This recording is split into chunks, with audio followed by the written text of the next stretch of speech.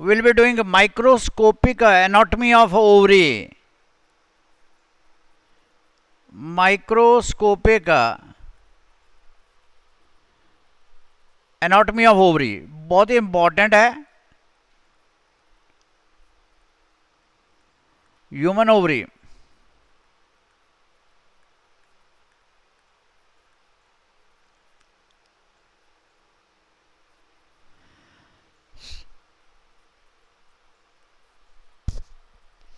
देखिए ये डायग्राम इतनी इंपॉर्टेंट है कि इस डायग्राम के बिना हम 4-5 इसके सब टॉपिक है उनको नहीं कर पाएंगे. तो देखिए how you are supposed to draw this diagram.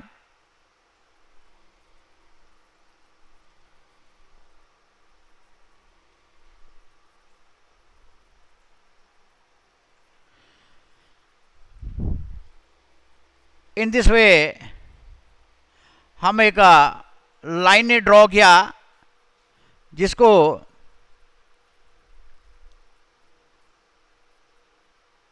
हम कहेंगे tunica. We call it tunica albuginea.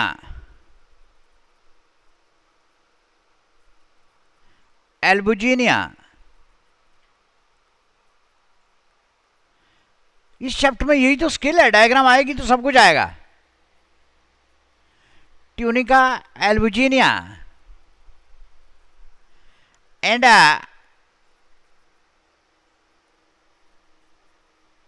the outermost here, because this diagram, these type of diagrams are not given in a clear manner in any of the books. कहीं दिया भी है तो colour दिया है इसलिए आप उसको अंडरस्टैंड नहीं कर पाते.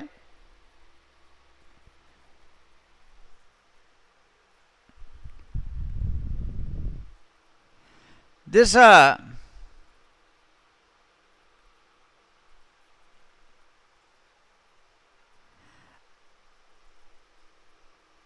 outermost here is visceral peritoneum.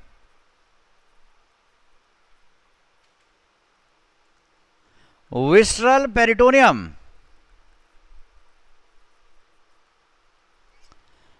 Visceral peritoneum.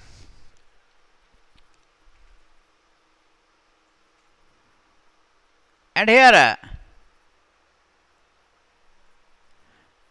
we have this cuboidal layer.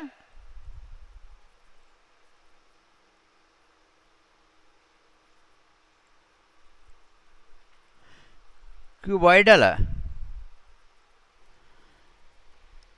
layer, that is a germinal epithelium.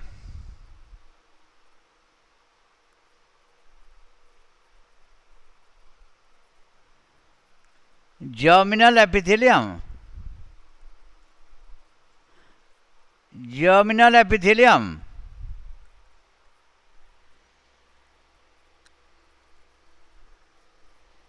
Now we have two parts here. One part is the outer part of a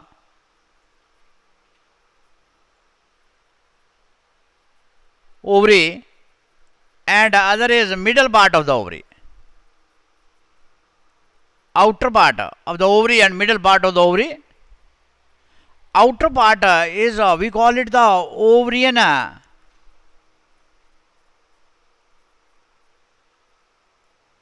cortex. ऐसा adrenal cortex भी होता है, adrenal medulla भी होता है. This is medulla.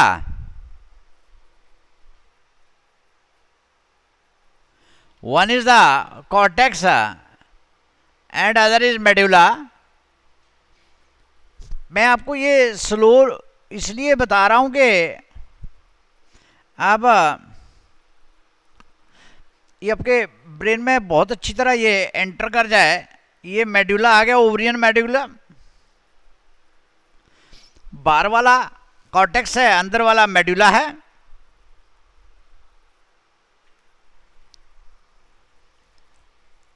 And then we are having a various stages here. यहां कुछ word meanings आपको आएंगे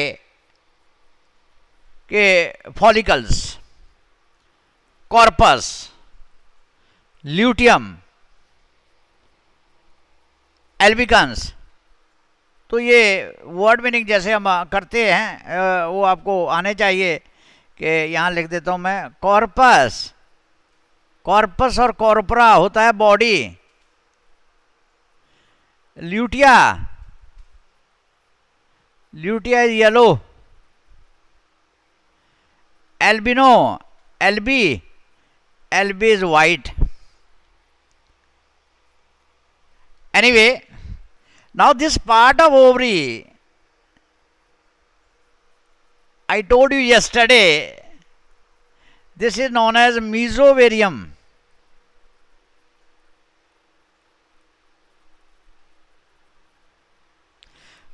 Mesovarium is this part. Here we can have some blood vessels.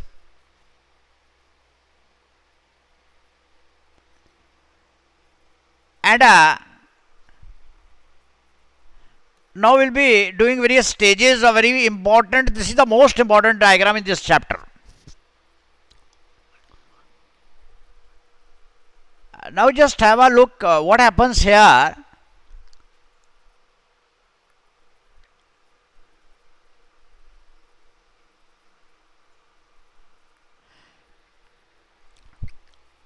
Here these are small follicles.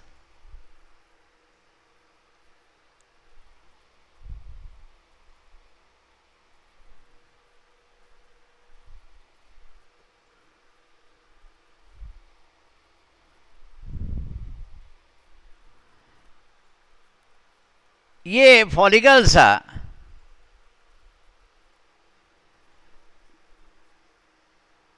Germinal epithelium से यहां से आपने show करना है। This is the follicle.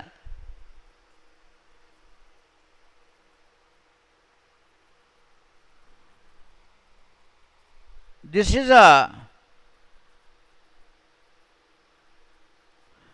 a bigger one.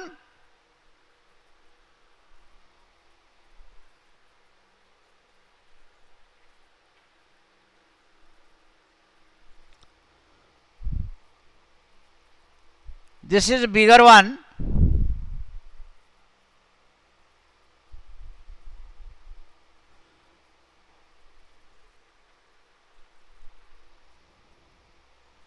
So we call it a,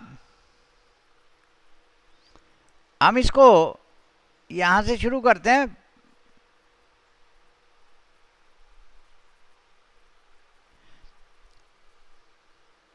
इनको मैं label भी इसी कलर से करूंगा।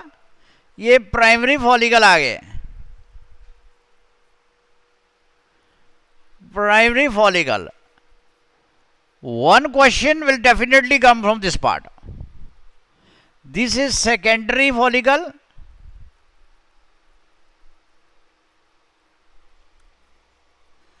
Secondary follicle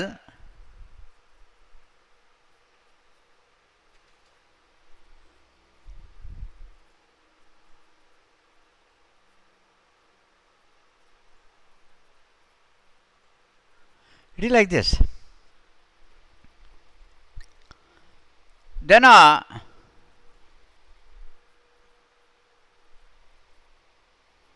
this is a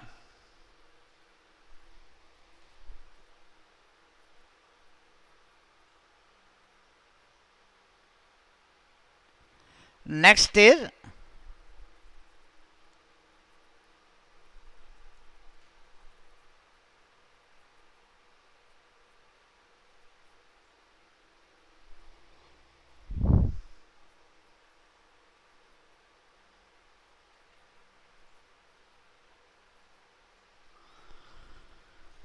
This is a tertiary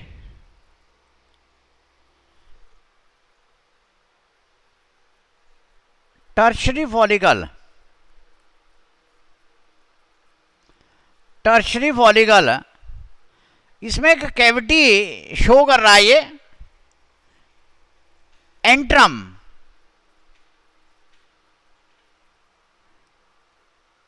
tertiary follicle showing antrum. तो वंस अगेन फिर से देखिए इस डायग्राम को, देखने में भी बहुत अच्छी डायग्राम लग रही है, कलर्ड से आप ड्रॉ किया करें। तो ये प्राइमरी फॉलिकल बना, प्राइमरी फॉलिकल से चेंज हुआ, ग्रो करने लगा, secondary follicle, then tertiary follicle, जिसमें कैविटी आ गई। अब यहां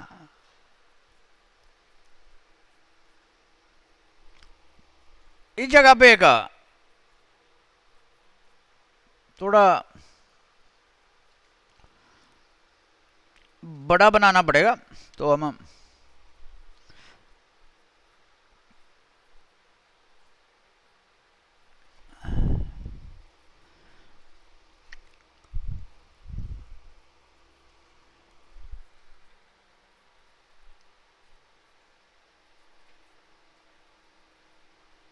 देखिए, जितनी देर आप इसको देखते रहोगे, ज़्यादा देर देखते रहोगे डायग्राम को, उतनी ज़्यादा आपको लर्न होती जाएगी।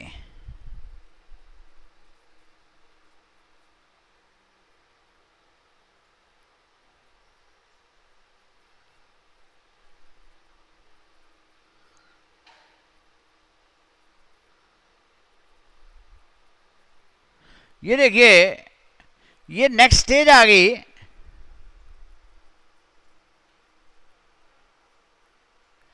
Next stage is mature Graafian follicle कहेंगे हम इसको, mature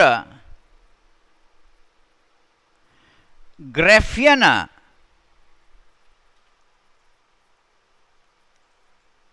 mature Graphian follicle. Once again I am telling you, one question will be coming from this part. तो देखिए क्या क्या हुआ हमारे पास, ये primary follicle change into grew into secondary, tertiary, and then it gets mature here. अब क्या होगा, यहां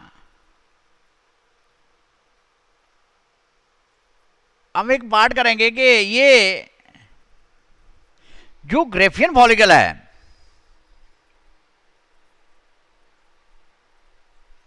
ये ग्रेफियन फॉलिकल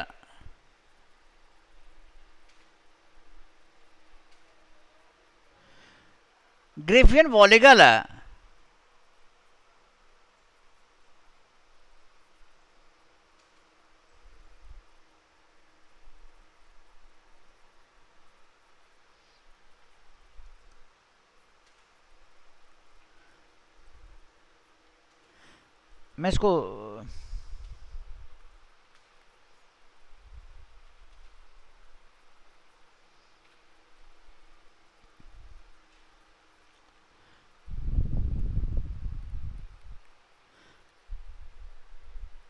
एनीवे ये ग्रेफियन फॉलिकल क्या करेगा,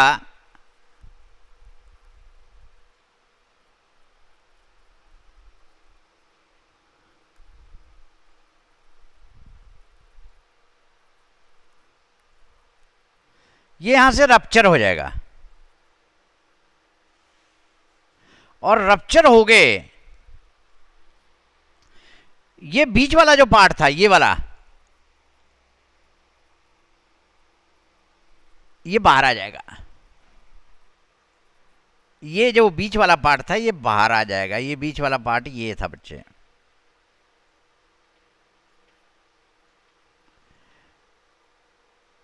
ग्रेफियन फॉलिकल का बाकी का सारा पार्ट वहां रह गया, ये बाहर आ गया। ये जो बाहर आया इसको बेसिकली हम कहते हैं सेकेंडरी oocyte। कन्वेंशनली बुक्स में इसका नाम दिया है एग बाहर निकल गया, पर इसकी हम डिटेल में करेंगे। एग नहीं है बेसिकली, ये सेकेंडरी oocyte है। तो हम जैसे यहाँ ये बाहर निकला, तो अब एक यहाँ बहुत बड़ी टर्म हम यूज करेंगे यहाँ, दैट इज ओवुलेशन, और वेरी इंपॉर्टेंट टर्म। देखिए क्या हुआ अब ओवुलेशन। ओवुलेशन का मीनिंग क्या है? दो चीजें लर्न करनी आपने। One is ovulation. Ovulation is release of egg, basically egg, that is release of secondary oocyte, अगर हम टेक्निकल टर्म में बोलें तो। एंड सेकंड जो टर्म आपने याद करना, सेकंड जो नंबर याद करना है, जो आपको आगे मेंस्ट्रुअल साइकिल सारी जगह बहुत हेल्पफुल रहेगा, वो ये है 14th डे, और वेरी इंपॉर्टेंट। 14 दिन के बाद ये एग बाहर निकल आएगा। आई थिंक यहां तक सबको क्लियर हुआ। ये देखिए डायग्राम, क्या मैंने बताया, पहले तो मैंने लेयर्स बनाई, इसकी लेयर बताई आपको क्या क्या लेयर हैं। उसके बाद मैंने ये डिफरेंट स्टेजेस बताई आपको, डिफरेंट स्टेजेस और different phases of oogenesis, different phases of oogenesis बताए, जिसमें 14 दिन के बाद oocyte बाहर आ गया, सेकेंडरी oocyte या एग बाहर आ गया। ध्यान से सुनिए अब क्या होगा। अगर तो देखिए, अगर तो 14 दिन के बाद, अगर तो 14 दिन के बाद, but now it is also correlated to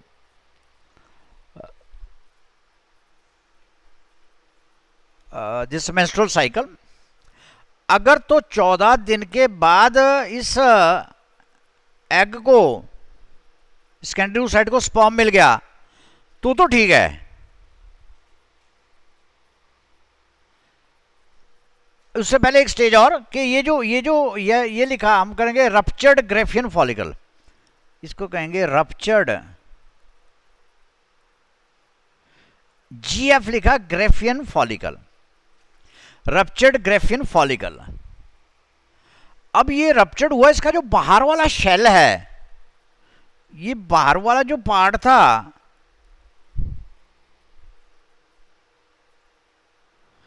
उसकी एक बॉडी बन गई,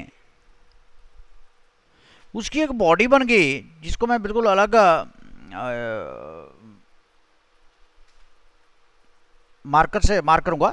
यहां मैंने बताया था corpus is a body and lutea is yellow. तो ये जो स्ट्रक्चर बचा रप्चर्ड के बाद, जो बचा, this is known as corpus luteum, corpus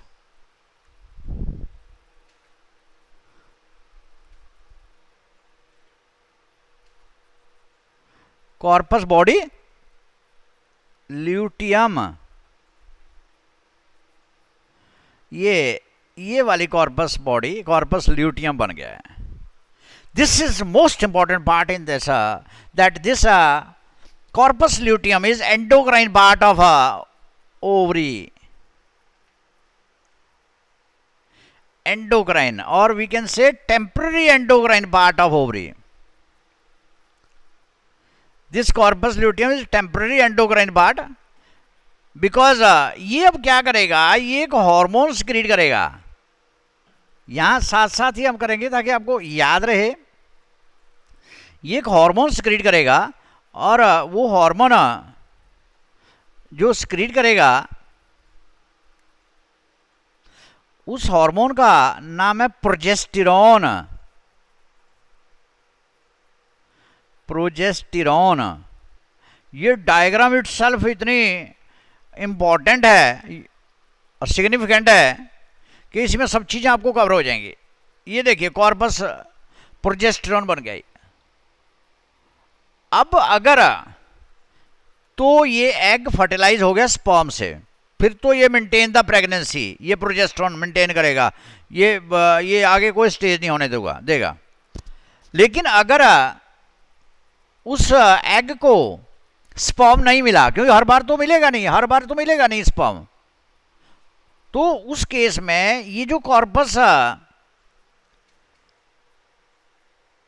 luteum है,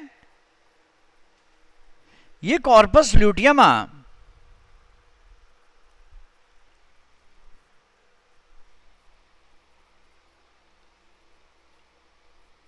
पहले इस कॉर्पस ल्यूटियम को थोड़ा सा हम और इसमें कुछ पार्ट ऐड कर दें।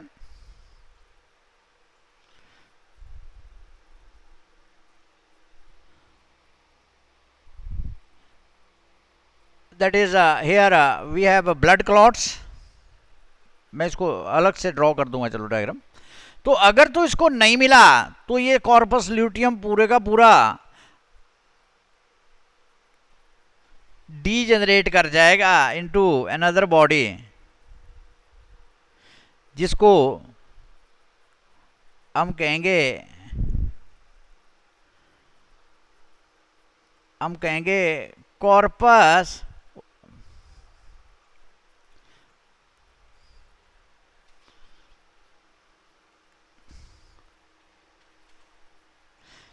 Corpus albicans. व्हाइट बॉडी, इसको कहेंगे yellow body. This corpus luteum is yellow body. So this is the most important diagram TS of human ovary, showing different phases of oogenesis. तो this diagram took 21 minute, 21 minute से ज़्यादा ही इस diagram को बनाने में लगा. और मुझे लग रहा है ये आप बहुत अच्छी तरह इसको समझ चुके हैं. Now draw it.